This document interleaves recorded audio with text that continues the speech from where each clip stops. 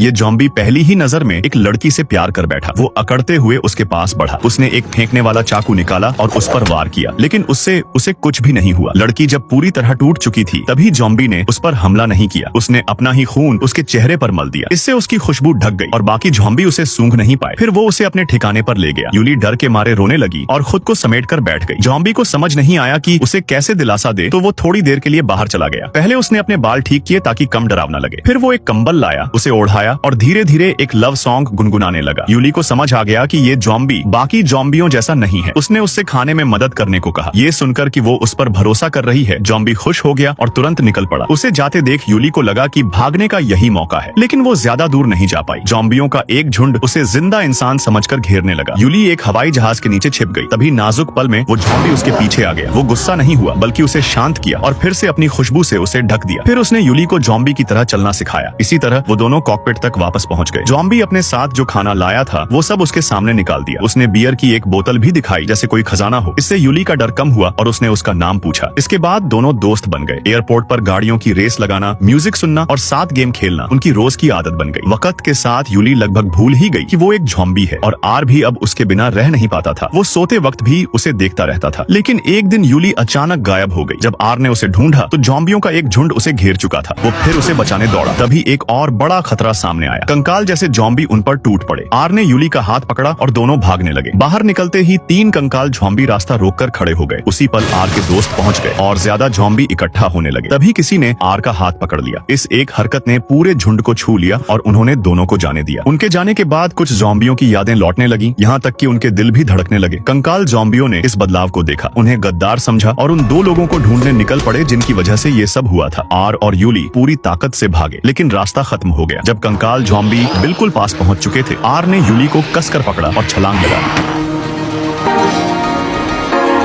मौत को छूकर निकलने के बाद दोनों ने जोश में एक दूसरे को चूम लिया। उसी पल आर की आंखों की पुतलियां बदलने लगी। तभी अचानक एक गोली उसे लगी। सेना उन्हें ढूंढ चुकी थी। यूली तुरंत आर के सामने खड़ी हो गई उसे बचाने के लिए। और तभी उसे एक चौंकाने वाली बात समझ आई। आर के शरीर से खून बह रहा था। वो अब जॉम्बी नहीं रहा था, वो फिर से इंसान बन चुका था।